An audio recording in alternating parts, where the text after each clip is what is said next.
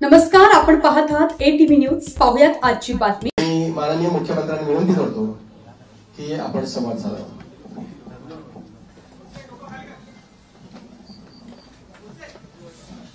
सर्वप्रथम मी मंत्रालय आणि विधिमंडळ वार्ताहर संघाचे अतिशय मनापासून आभार मानतो की आपण आजच शपथविधीनंतर या ठिकाणी मला निमंत्रित केलं आणि आपण सर्वांनी माझं स्वागत आणि सत्कार केला. त्याबद्दल मनापासून आपले आभार आहेत. आणि मगाशी प्रवीणजी आणि प्रमोदजी असं म्हणाले की जेव्हा जेव्हा त्यांची बॉडी असते तेव्हा तेव्हा मी मुख्यमंत्री होतो. 29ला तुमचीच बॉडी यावी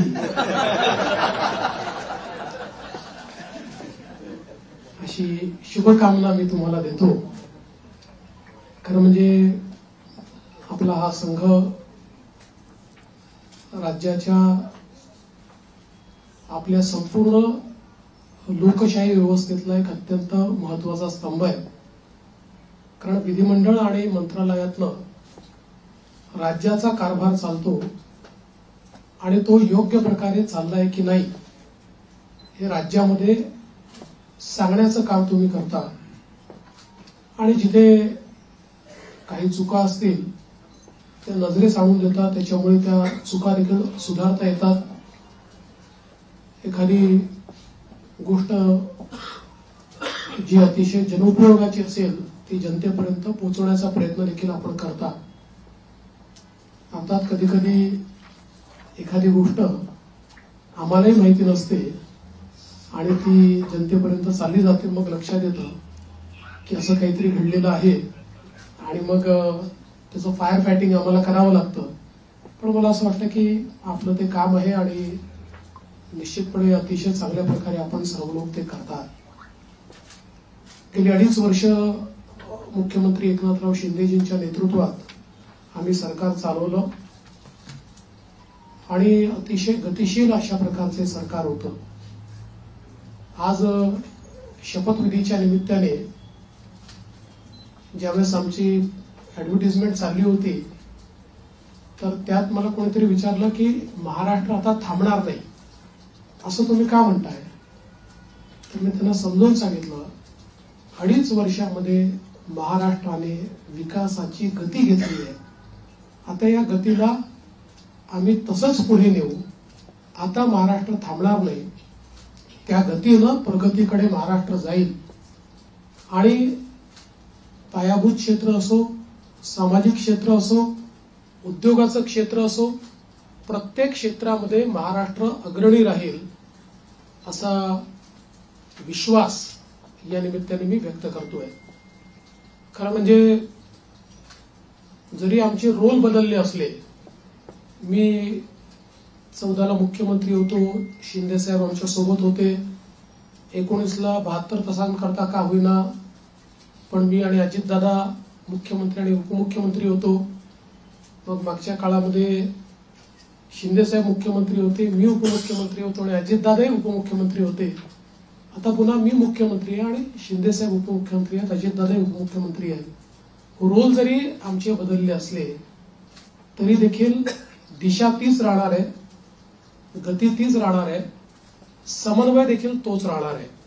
त्यामुळे मला असं वाटतं की कुठेही याच्यामध्ये वेगळेपण हे आपल्याला पाहायला मिळणार नाही. मात्र आताच आमची जी पहिली मंत्रिमंडळाची बैठक झाली त्या बैठकीमध्ये आम्ही तिघांनीही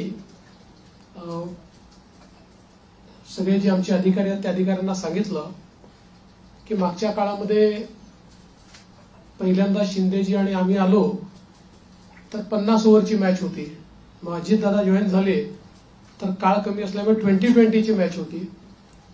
आता टेस्ट मॅच आहे, त्याच्यामुळे नीट योग्यपणे धोरणात्मक निर्णय घेत पुढची पायाभरणी योग्य प्रकारे करत आपल्याला राज्याला पुढे न्यायचं आहे.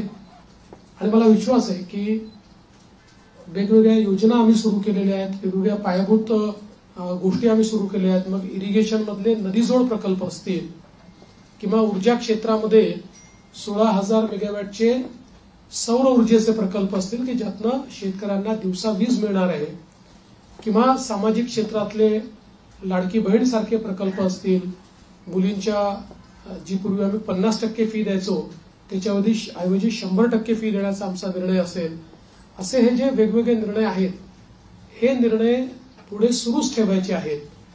आणि आमचा प्रयत्न हा असणार आहे की आम्ही आमच्या वचननाम्यामध्ये, जाहीरनाम्यामध्ये जी जी आश्वासनं दिलेली आहेत ती आश्वासनं पूर्ण करण्याच्या दृष्टीनं पावलं आम्हाला उचलायची आहेत. आणि त्या दृष्टीनं पुढच्या काळामध्ये आम्ही निश्चितपणे योग्य वेळी योग्य निर्णय करून दिलेली सगळी आश्वासनं पूर्ण करण्याचा प्रयत्न करणार आहोत. मी या निमित्ताने महाराष्ट्रातल्या जनतेला आश्वासित करू इच्छितो की एक लोकाभिमुख सरकार, सर्व समाजाला सोबत घेऊन चालणारं सरकार हे महाराष्ट्राला पुढच्याही काळात पाहायला मिळेल.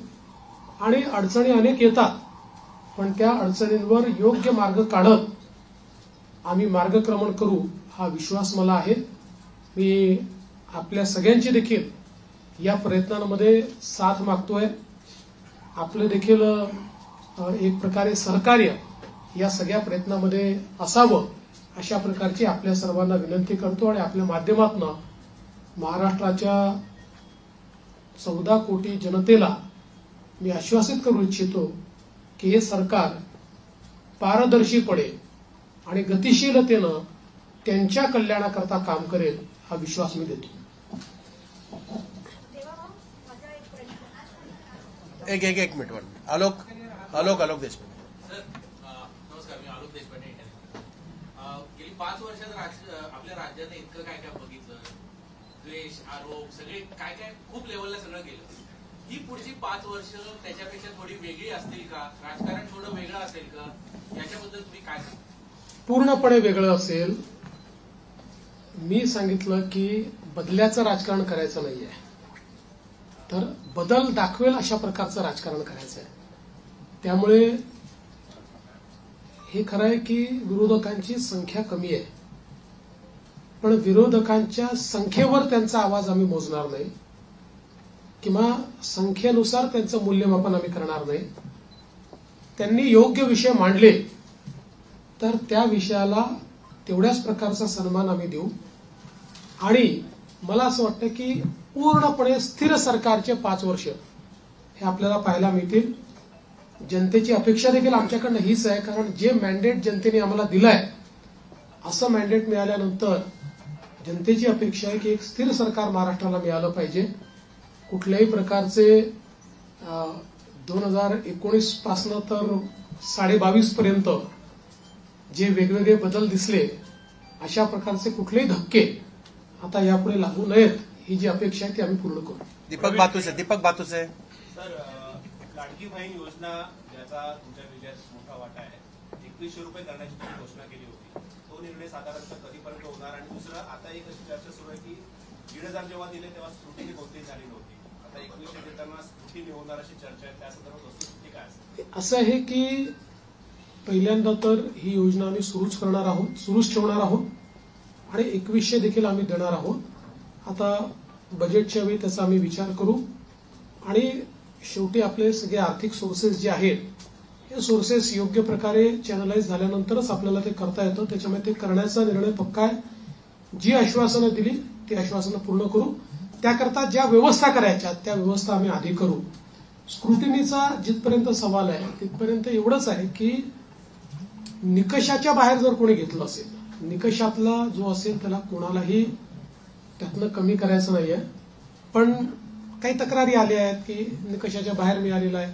जसं आपल्याला कल्पना असेल की शेतकरी सन्मान योजना जेव्हा मोदीजींनी सुरू केली त्यावेळी पहिल्यांदा जे काही बेनिफिशियरीज होते लक्षात आलं की मोठ्या शेतकऱ्यांना देखील ते मिळालेलं आहे. मग नंतर त्यातल्या अनेक शेतकऱ्यांनी स्वतःच त्या ठिकाणी सांगितलं की आम्ही या निकषात बसत नाही. मला असं वाटतं त्यानंतर ती स्थिर झाली. अशाच प्रकारे जर ऍपरंटली या योजनेमध्ये काही ज्यांना आपण निकष त्या निकषाच्या बाहेरच्या आमच्या बहिणी मिळाल्या तर त्याचा पुनर्विचार होईल, पण सरसकट काही पुनर्विचार वगैरे करण्याचा विषय नाही. अभय देशपांडे. मंत्रिमंडळाचा सुद्धा विस्तार कधी होईल आणि विधानसभा अध्यक्षांची निवड तुम्ही मुंबईच्याच अधिवेशनात करा? विधानसभा अध्यक्षाची निवड ही मुंबईच्या अधिवेशनातच आम्ही करू, कारण नियमच असा आहे की शपथ झाल्यानंतर अध्यक्षाची निवड करावी लागते.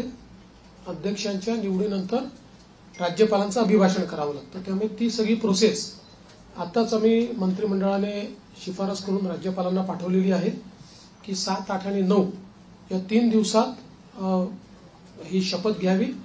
9 तारखेला स्पीकरचं निवडणूक करावी आणि 9ला आपण अभिभाषण करावं नियमानुसार.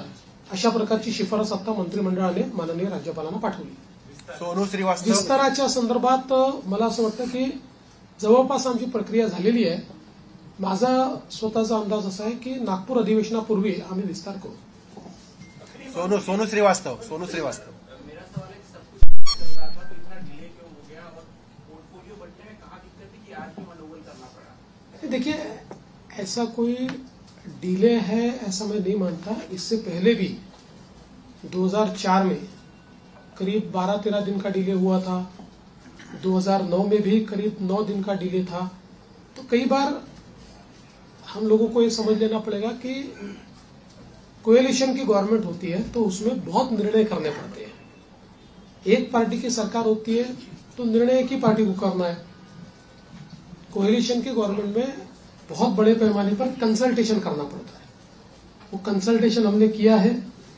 करीब करीब हमारे नंबर्स भी हमने फ्रीज किए हैं. वो कितने अभी हम नहीं बताएंगे, वो पार्टियां बताएंगी, इसलिए मुझे पूछो मत.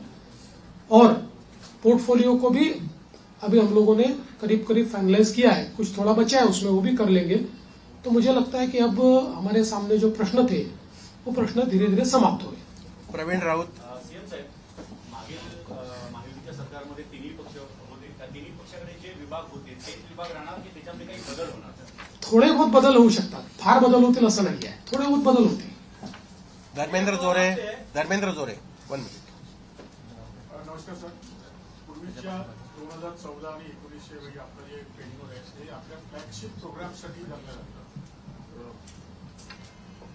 यावेळी तुमच्या डोक्यात की अशी कल्पना आहे की मागच्या वेळी तुम्ही एक कायद्याची हमी दिली होती. आज मला आत्मविश्वास आहे की तुमच्या डोक्यात काही असेल त्याची जर आज तुम्हाला घोषणा करायची असेल तर आम्हाला सांगितलं तर उद्यापासून आम्हाला काहीतरी नाही, काही गोष्टी आहेत डोक्यात, पण अजून माझ्या दोन्ही मित्रांची कन्सल्टेशन बाकी आहे. पण आता माझा फोकस जो आहे ना तो या ज्या काही महत्वाच्या योजना आहेत, जसं नदी जोड प्रकल्प, याचं काम सुरू झालं पाहिजे याच्यावर माझा भर असणार आहे. सौर ऊर्जेचे प्रकल्प आपण घेतले आहेत ज्याच्यामध्ये आता रोजची डिलिव्हरी सुरू झाली. आता 60 मेगावॅट तयार झाले, 100 मेगावॅट अजून तयार होत आहेत. कुठल्याही परिस्थितीमध्ये 2026 पर्यंत 16,000 मेगावॅटचे प्रकल्प पूर्ण करायचे आहेत. त्यामुळे ही जी कामं ऑलरेडी हातात घेतली की जी शाश्वत विकासाची कामं आहेत, ज्यातनं शेतकऱ्याचं कल्याण होणार आहे, राज्याचं कल्याण होणार आहे, हे आणि यातला प्रत्येक प्रकल्प असा आहे की ज्याचा नीट फॉलोअप करावा लागतो. आणि नुसते आपण टेंडर देऊन टाकल्याने होत नाही. अडथळे येतात, ते अडथळे दूर करावे लागतात. त्यामुळे मागच्या काळातली जी आमची एक वॉररूमची पद्धत होती, माननीय शिंदे साहेबांनी देखील ती सुरू ठेवली होती, पण ती अधिक इफेक्टिव्ह कशी करता येईल असा माझा प्रयत्न असणार आहे की ज्यातनं किमान जे फ्लॅगशिप कार्यक्रम आहेत त्यांच्याकरता आपल्याला ही वॉररूमची अधिक त्याचा उपयोग कसा करता येईल. जलयुक्त शिवार सारखी योजना जी पुन्हा आम्ही गेल्या 2.5 वर्षामध्ये त्याला बळकटीकरण केलेलं आहे, या योजनेला अधिक वेगाने आपल्याला कसं करता येईल याचा प्रयत्न माझा असणार आहे. त्यामुळे एकूणच ज्याला आपण मूलभूत अशा प्रकारचे जे निर्णय असतात त्या निर्णयावर अधिक भर द्यायचा माझा प्रयत्न असेल. दिनेश मौर्या.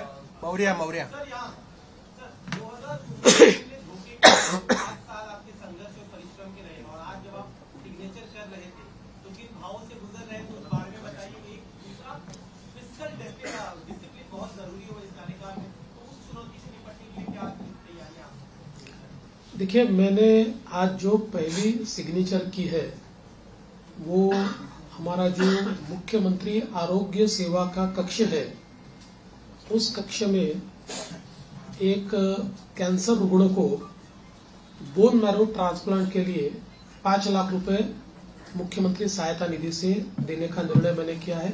पहली साइन वो मैंने की हुई है। और यहाँ पर हालांकि मेरा अनुभव बहुत है और पिछले 10 सालों से 2.5 साल में विपक्ष का नेता रहा, लेकिन 7.5 साल में सरकार में रहा, तो सरकार का अनुभव भी बहुत है। किंतु जिस प्रकार का मैंडेट इस समय मिला है, मैं ऐसा मानता हूं कि निश्चित रूप से उस मैंडेट का एक प्रेशर, जनता के प्यार का एक प्रेशर हमारे पर है और मैं उसको महसूस करता हूं कि जब अपेक्षाएं बड़ी होती है तो चुनौती भी बड़ी होती है, क्योंकि लोग आपसे अपेक्षा कर रहे हैं। तो निश्चित रूप से उसका प्रेशर मुझ पर है। और जहां तक फिस्कल डिसिप्लिन का सवाल है, तो निश्चित रूप से उसके ऊपर हमको काम करना ही पड़ेगा, क्योंकि हमने बहुत महत्वाकांक्षी योजना की है। देखिए क्या होता है कि नॉर्मली आप सोशल सेक्टर में और इंफ्रास्ट्रक्चर सेक्टर में, दोनों सेक्टर में एक साथ काम करते हैं, लेकिन सोशल सेक्टर का स्पेंडिंग ये हम लोगों ने 4 गुना 5 गुना बढ़ाया है, जो मैं ऐसा मानता हूं कि इकोनॉमिक्स में इसको गलत नहीं माना जाता है, क्योंकि इसका भी एक अपना रिटर्न होता है। इसके सोशल रिटर्न भी होते हैं, इसके इकोनॉमिक रिटर्न भी होते हैं, लेकिन उसका प्रेशर जरूर बजट के ऊपर आता है। तो उस बजट को बैलेंस करना ये हमारा काम होगा, हम उसको करेंगे। सदानंद खोपकर.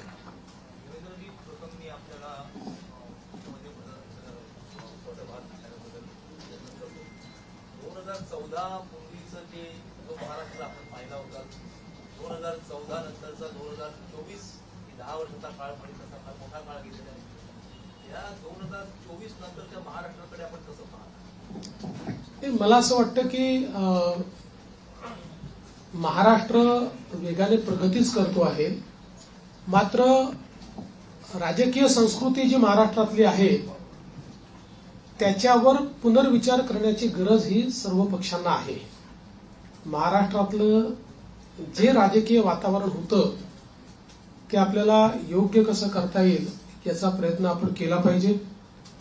मी शपथविधीच्या निमित्ताने माननीय पवार साहेब असतील, माननीय उद्धवजी ठाकरे असतील, माननीय सुशीलकुमार शिंदेजी असतील, माननीय पृथ्वीराज चव्हाण साहेब असतील किंवा सन्माननीय राज ठाकरे साहेब असतील, अशा सगळ्या प्रमुख लोकांना त्या ठिकाणी स्वतः फोन करून त्यांना निमंत्रण दिलं. त्यातल्या प्रत्येकाने माझं अभिनंदन केलं, मला शुभेच्छा दिल्या. काही व्यक्तिगत कारणाने ती लोक येऊ शकले नाहीत, पण त्यांनी शुभेच्छा दिल्या. मला असं वाटतं की जो राजकीय संवाद महाराष्ट्रामध्ये आणि इतर राज्यांमध्ये आणि विशेषतः दक्षिणेच्या राज्यांमध्ये जे काही अंतर आहे ते हेच अंतर आहे की महाराष्ट्रात राजकीय संवाद हा कधी संपला नाही. आपण अनेक राज्यांमध्ये असं बघतो की 2 पक्षांमध्ये किंवा 2 नेत्यांमध्ये इतका विसंवाद असतो की हिंदीमध्ये ज्याला खून के प्यासे म्हणतो, अशा प्रकारची परिस्थिती आपल्याला पाहायला मिळते. ती महाराष्ट्रात नव्हती, आजही नाही आणि ती पुढे राहू नये हा माझा प्रयत्न असेल. याला जोडून बघतो, तुम्ही राहाल नाही तर मी असं म्हणणाऱ्यांना काय उत्तर द्या? नाही, मी त्याच वेळेस सांगितलं होतं की राजकारणात सगळेच राहतात, तेही राहतील, मी राहील, आम्ही सगळेच राहणार आहोत. Sanjay Bapat. 1 minute. Sanjay Bapat. 1 minute. Sanjay Bapat. Sanju 1 minute. Sanjay Bapat. पायाभूत सुविधा आवडता विषय असतो. तुम्ही मागच्या टर्ममध्ये समृद्धी महामार्ग पूर्ण केला, त्याच्यानंतर या टर्ममध्ये तुम्ही सुरुवात केली ती शक्तीपीठ महामार्ग.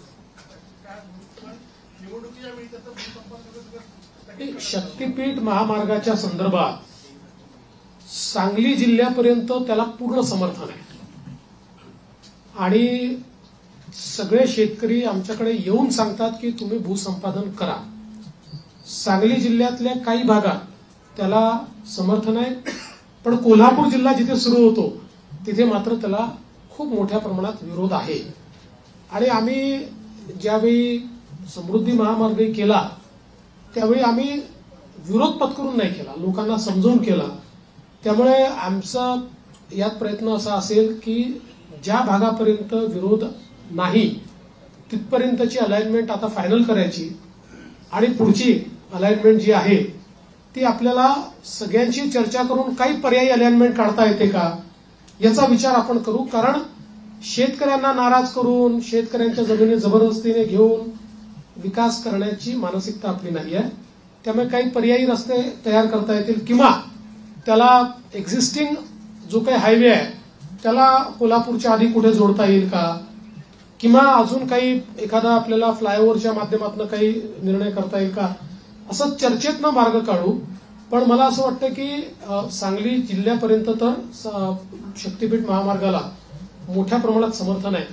आणि माझा या महामार्गावर एकाच कारणाकरता थोडासा जोर आहे की जसं समृद्धी महामार्गामुळे विदर्भ आणि मराठवाड्यातले विशेषतः संभाजीनगर आणि जालना जिल्ह्याचं चित्र बदललं. म्हणजे आता महाराष्ट्राचं न्यू इंडस्ट्री मॅग्नेट हे पुण्यावरनं हळूहळू हे पुण्यात शिफ्ट होणारच नाही, पण आता त्याचा विस्तार हा आपल्याला संभाजीनगर आणि जालन्याला होताना दिसतोय. तर अशाच प्रकारे शक्तीपीठ महामार्गामुळे संपूर्ण मराठवाड्याचं चित्र बदलणार आहे, चित्र एकदम. आणि म्हणून त्या महामार्गाचा माझा थोडा आग्रह आहे. पण सगळ्यांशी चर्चा करूनच त्याच्यातला पुढचा निर्णय होईल, तोपर्यंत होणार नाही. संजू शुक्ला तुम्ही शक्तीपीठ बोलला तसं कोकणच्या महामार्गासंदर्भात आपण लक्ष द्यावं. नाही, ते असं आहे की तुमची विनंती ही योग्यच आहे. आणि मुंबई गोवा महामार्ग याचा विषय काढला की आम्हाला जरा अडचण होते. म्हणजे गडकरी साहेबांनी तर देशाच्या संसदेत सांगितलं की मी देशाच्या कानाकोपऱ्यात जिथे होऊ शकत नाही तिथे महामार्ग केले, पण या एका महामार्गाने मला फार त्रास दिला. पण मला असं वाटतं आता ते अंतिम टप्प्यात आहे. होणार. संजू शुक्ला संजय बोल. बधाई देता हूँ. मैं ये जानना चाहता हूँ कि पिछली बार मतलब आपने जो गृहमंत्री के तौर पर काम अच्छा किया है, लोगों की भावना है, आप गृह मंत्रालय में बात रखें तो वो रखेंगे क्या? दूसरी बात मैं ये भी कहना चाहता हूँ कि लाडली बहनों की वजह से आपको सफलता मिलने में काफी आसानी हुई.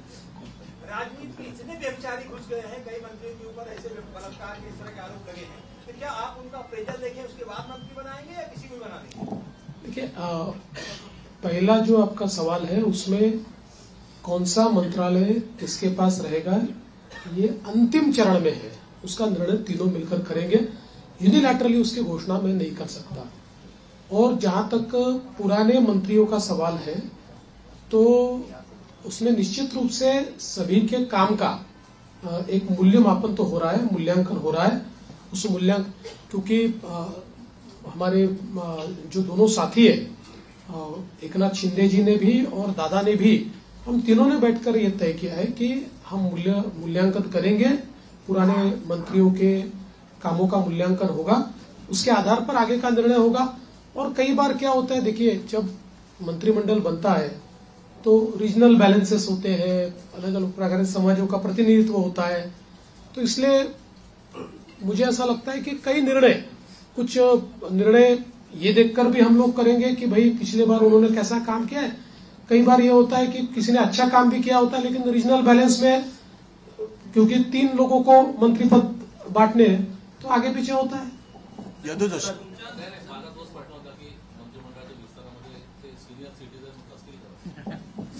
कोणी सिनियर सिटीजन नाही आहे.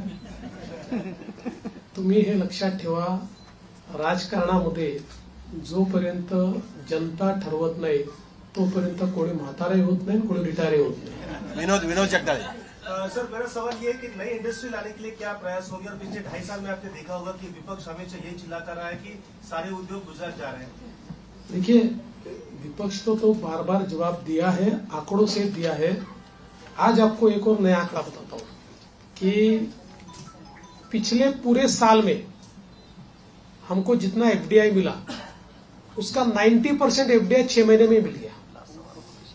तो आप समझ सकते हो कि कितना इनफ्लो इंडस्ट्री का आ रहा है. और जल्दी ही कुछ इंडस्ट्रीज की घोषणा मैं करूंगा. मेरी बातचीत अंतिम चरण में है कि जिनको महाराष्ट्र को पाकर, उन इंडस्ट्रीज को पाकर बहुत महाराष्ट्र को खुशी होगी, ऐसी कई इंडस्ट्रीज के साथ मेरी चर्चा अंतिम चरण में. अजय वैद्य एक मिनिट अजय वैद्य. आपण अनेक कल्याणकारी योजना सुरू केलेल्या आहेत. प्रश्न असा असतो की त्याची जी अंमलबजावणी असते त्यावरती अनेकदा असं बघायला मिळतं की काही जे पात्र असतात पण त्यांना म्हणजे काही तांत्रिक कारणामुळे किंवा नीट माहिती नसल्यामुळे त्याचा लाभ मिळत नाही. म्हणजे जर 100%पैकी 70% लोकांना मिळाला लाभ आणि पात्र असून 30% जे मिळत नाही त्यांच्यामुळे ती योजना टिकावते.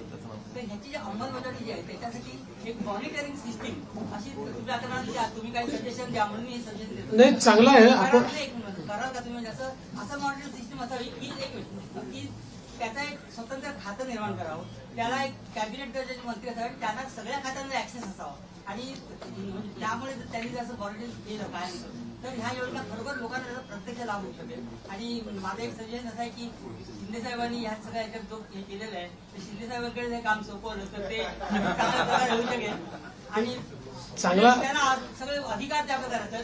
आपली या खात्याला शिवशाही खातं असं नाव द्यावं अशी माझी सूचना आहे. आपली सूचना चांगली आहे. मला असं वाटतं की याच्यामध्ये फायनान्शियल मॉनिटरिंग हे सीएजीच्या थ्रू होतं.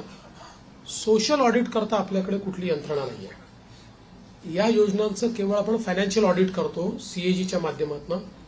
निश्चितपणे फ्लॅगशिप ज्या योजना आहेत याच्या सोशल ऑडिटची देखील काही व्यवस्था आम्ही उभी करू. सुरेंद्र गांगड एक मिनिट सुरेंद्र गांगड नाही, आता आपला निधी परत जात नाहीये, निधी आपण पूर्ण खर्च करतो. सुरेंद्र गांगड सुरेंद्र जरा एकच मिनिट एक 1 मिनिट सुरेंद्र गांगड. विरोधी पक्ष नेते विरोधी पक्ष असून हे आदर केला नाही. बऱ्याच जरी 10% एवढी त्यांची जरी हेच असली 10% तरी काही राज्यांमध्ये तेवढे आमदार नसताना विरोधी पक्षाने पण केला गेले असा विचार आपल्याकडे एवढा. बघा, हा निर्णय अध्यक्षांना करायचा. हा निर्णय काही सरकारचा निर्णय नसतो, हा अध्यक्षांचा निर्णय असतो. अध्यक्ष जो निर्णय करतील तो आम्हाला मान्य असेल. आपण हे बघितलं असेल की लोकसभेमध्ये जेव्हा विरोधी पक्षनेते पद नव्हतं 10 वर्ष, तरी देखील जो सर्वात मोठ्या पक्षाचा नेता होता त्याला विरोधी पक्षनेत्याप्रमाणे सगळे अधिकार लोकसभेने दिले होते किंवा सगळ्या प्रकारे त्या जागांवर जिथे स्टॅट्युटरीली विरोधी पक्षनेता असतो तिथे त्यांना इन्व्हॉल्व्ह करून घेतलं. या ठिकाणी अध्यक्ष जो निर्णय करतील आम्हाला तो मान्य असेल. त्यांनी जर ठरवलं की आपल्याला विरोधी पक्षनेता द्यायचा, आम्ही कधीच विरोध करणार नाही. तिथे कोणतरी लाडकी बहीण कोणतरी बोलते हा येस एकच मिनिट काय शेवटचं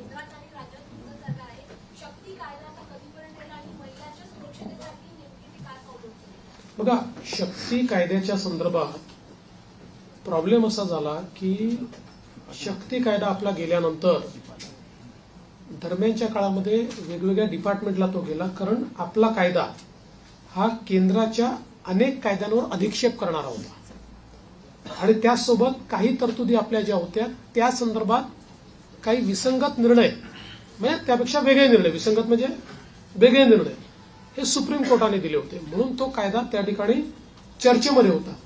दरम्यानच्या काळामध्ये केंद्र सरकारने 3 नवीन कायदे तयार केले आणि या 3 नवीन कायद्यांमधल्या त्यांनी ज्या तरतुदी केल्या जवळपास आपण ज्या तरतुदी केलेल्या आहेत तशा तरतुदी त्या कायद्यांमध्ये आहेत आणि आता पुन्हा त्या कायद्याशी आपल्या काही तरतुदी विसंगत होत आहेत. त्यामुळे आता केंद्र सरकारशी त्या संदर्भात चर्चा करावी लागेल. जसं आपण बघितलं असेल तर आता या नवीन कायद्यांमध्ये एक इंडिपेंडंट चॅप्टर हा रेपवर तयार झालेला आहे. फाशीपर्यंतची शिक्षा जी आधीच्या कायद्यांमध्ये नव्हती ती आता या नवीन ज्या आपण जी न्यायसंहिता केलेली आहे त्याच्यामध्ये ठेवलेली आहे. त्यामुळे आता या संदर्भात एकदा केंद्र सरकारशी चर्चा करून आवश्यक असेल तर कदाचित आपल्या कायद्यांमध्ये बदल करावा लागेल. प्रसाद पाटील 1 मिनिट प्रसाद पाटील एक 1 मिनिट प्रसाद पाटील. एक सवाल प्रश्नाचं उत्तर देऊन पण तेवढं विचारते गृह खातं कुठल्या पक्षाकडे राहील आणि अर्थ खातं कुठल्या पक्षाकडे राहील. आता आम्ही तिघं मिळून ठरवू. आम्ही आता तिघं मिळून सरकार आहोत, त्यामुळे सरकारकडे राहील आणि सरकार चालवेल. येस एबीपी माझा.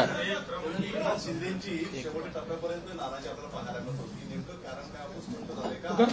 गृह खातं खरंच त्यांच्याकडे जाणार आहे? मी तुम्हाला 100% सांगतो त्यांची बिलकुल नाराजी नव्हती. मी स्वतः त्यांना भेटलो होतो. त्यांची कुठलीही नाराजी त्याच्यामध्ये नव्हती. नाराजीच्या बातम्या जास्त चालल्या, पण कुठलीही नाराजी नव्हती. उलट मी विनंती केल्यानंतर त्यांनी तात्काळ ते स्वीकार केलं.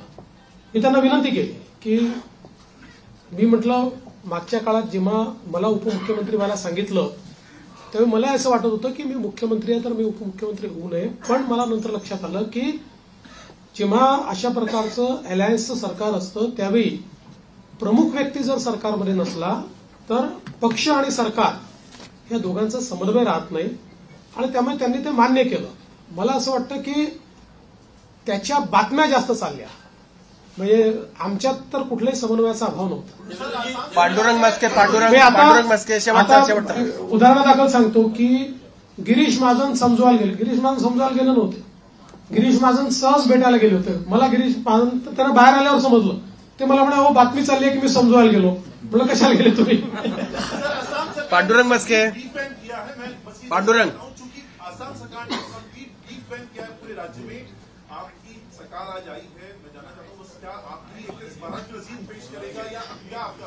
देखिए, गोवंश हत्या बंदी का कानून हमने पिछले समय मंजूर किया है.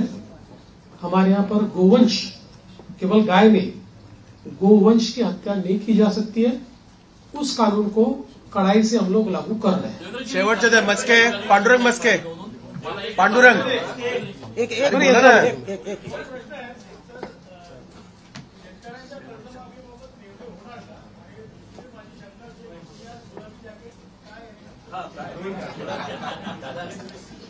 दादांनी शिवून दिलं.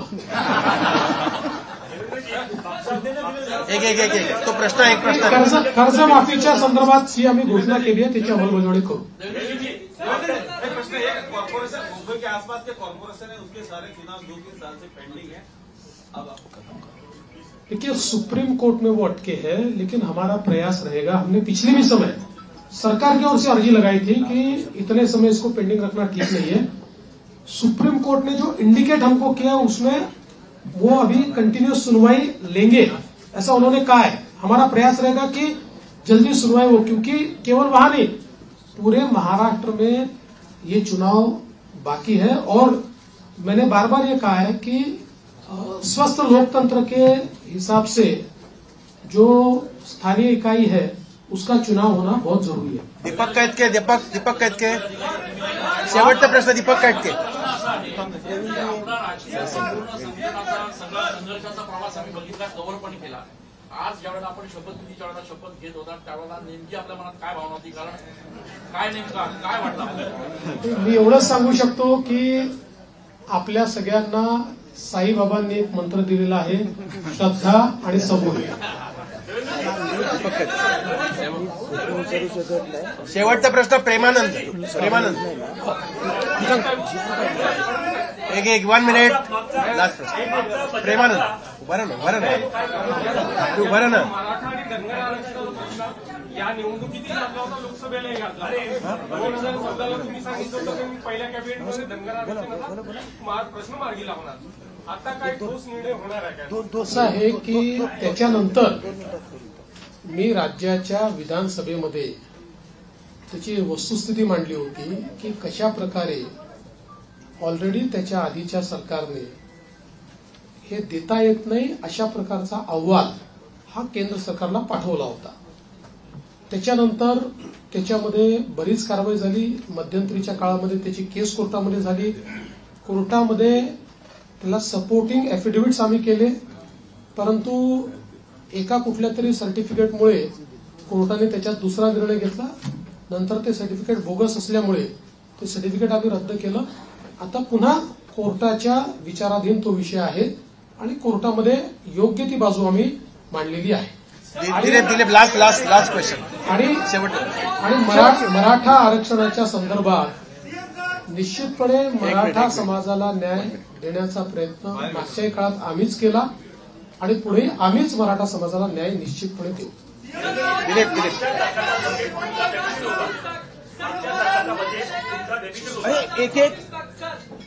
काय 2019 से लेकर 2024 तक खासकर लॉ एंड ऑर्डर को लेकर आपको हमेशा गृह मंत्रालय आपके पास था, विरोधी पक्ष आपको टारगेट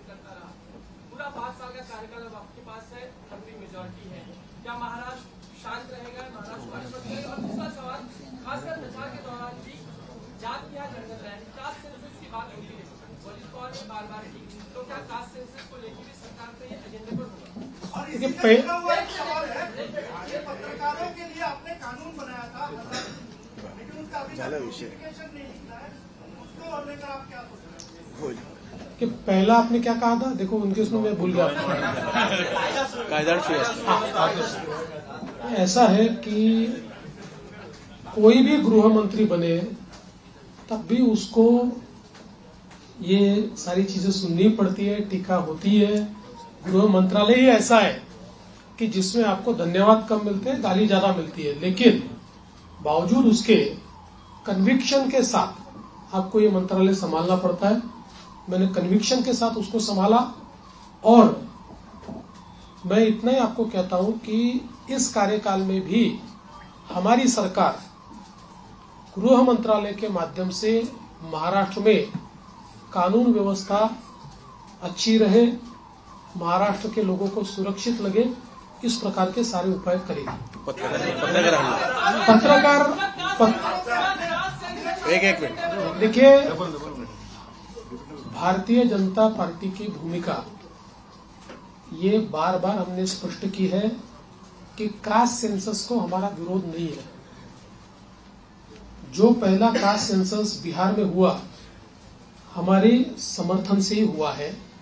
हमारा हमेशा इतना ही कहना है कि कास्ट सेंसस को वेपनाइज मत करो। कास्ट सेंसस का वेपन के रूप में अगर उपयोग किया तो जो माइक्रो समाज है, संख्या में कम समाज है, विशेष रूप से माइक्रो ओबीसीज है, इनके ऊपर उसका अन्याय हो सकता है। इसलिए कास्ट सेंसस अगर करना है तो उसका पहले क्या हमको उसमें से पाना है ये हमने तय करना चाहिए, उस प्रकार से उसको करना चाहिए। उसको राजनीतिक वेपन बनाने की कोशिश अगर होगी तो समाज में विघटन होगा। पत्रकार हल्ल्याच्या संदर्भात जी काही त्या कायद्याच्या संदर्भातली कारवाई बाकी आहे मी स्वतः लक्ष टाकीन त्याच्यामध्ये आणि आपण ते काम करू। आणि त्यासोबत पहिला प्रश्न जो अध्यक्षांनी या ठिकाणी मांडला होता की बाळशास्त्री जांभेकर जी आपली योजना आहे त्याच्यामध्ये आपण 20,000चा GR काढला, पण त्याच्या काही अटी शर्तीमुळे अंमलबजावणी होत नाही, तर पुढच्या आठवड्यातच त्या संदर्भातली कारवाई मी पूर्ण करेन। दिलीप जाधव मागचा बजेट आपला डेफिसिट होता आणि त्याच्यानंतर ज्या तुमच्या शेवटचा प्रश्न जाहीर केल्या त्यामुळे अजितांनी सांगितलं की आम्हाला आर्थिक शिक्षा लावावी लागेल। नंबर 1 नंबर 2 कोरोनाचं पॅकेज आपण मागणी जाहीर केलं होतं, त्याचा पुढे काय? पहिली गोष्ट अशी आहे की विकसनशील अर्थव्यवस्थेमध्ये बजेट हे डेफिसिटच असतं। गेल्या 20 वर्षामध्ये फक्त मला असं वाटतं एक 17-18चं बजेट होतं की ज्यात आपण रेव्हेन्यू सरप्लस होतो, बजेट डेफिसिटच होतो पण रेव्हेन्यू डेफिसिट नव्हतं। त्यामुळे डेफिसिट असणं हे काही गैर आहे असं माझं मत नाहीये। फक्त पैसा कशावर खर्च होतो, त्यातनं आपल्याला आउटपुट काय मिळतो, या गोष्टी महत्वाच्या असतात। आणि तुमचा डेट जीडीपी रेशिओ काय, जसं उदाहरणादाखल लोक सांगतात महाराष्ट्रात 7 लाख झालं, 7 लाख कोटी कर्ज झालं, पण महाराष्ट्राचा जो अर्थसंकल्प आहे किंवा महाराष्ट्राचा जो जीएसडीपी आहे तोही आता ½ ट्रिलियनच्या वर गेलेला आहे। त्याच्यामुळे त्याच्याशी जेव्हा तुम्ही कम्पेअर करता त्यावेळी इतर राज्यांच्या तुलनेमध्ये महाराष्ट्र हा आपल्याला चांगलाच दिसतो। अर्थात आता ज्या कल्याणकारी योजना आम्ही घेतलेल्या आहेत त्याचा 2-3% भार हा पुन्हा ऋणभार म्हणून त्या ठिकाणी आम्हाला पडणार आहे, पण त्याचवेळी त्यातनं जे सोशल बेनिफिट मिळेल आणि कॅस्केडिंग त्यातनं जे इकॉनॉमिक बेनिफिट मिळेल त्यातनं पुढच्या 3-4 वर्षामध्ये आम्ही त्याची भरपाई करू शकू। म्हणून मला असं वाटतं की फार याची चिंता करू नये की डेफिसिट आहे, याची चिंता केली पाहिजे की डेफिसिट कशामुळे होत आहे। जो पैसा चाललाय तो सामाजिक क्षेत्रात किंवा इन्फ्रास्ट्रक्चरच्या क्षेत्रात योग्य वापरला जातोय की नाही, तो प्रयत्न आम्ही करू। आभार मानतील आपल्या सर एकच आपलं पुरस्कार वितरण व्हायचं अधिवेशन झालं नागपूरचं की फक्त आम्हाला 15-20 मिनिटं आपला पुरस्कार पत्रकार कक्षाला भेट देतात आणि पत्रकारांशी संवाद साधतात। या परंपरेला मान देऊन मुख्यमंत्री देवेंद्र फडणवीस आगे ते उपस्थित राहिले। आणि त्यांनी आपले विचार मांडले त्याबद्दल मंत्रालय आणि विधिमंडळ वार्ताहर संघातर्फे मी त्यांचे मनापासून आभार मानतो. तसेच त्यांच्या नवीन सरकारला मंत्रालय आणि विधिमंडळ वार्ताहर संघातर्फे शुभेच्छा देतो आणि याचबरोबर हा कार्यक्रम संपला असे जाहीर करतो. धन्यवाद. अशाच प्रकारे नवनवीन घडामोडी पाहण्यासाठी आपल्या ATV न्यूजच्या YouTube चॅनलला सबस्क्राईब करा आणि रहा अपडेट.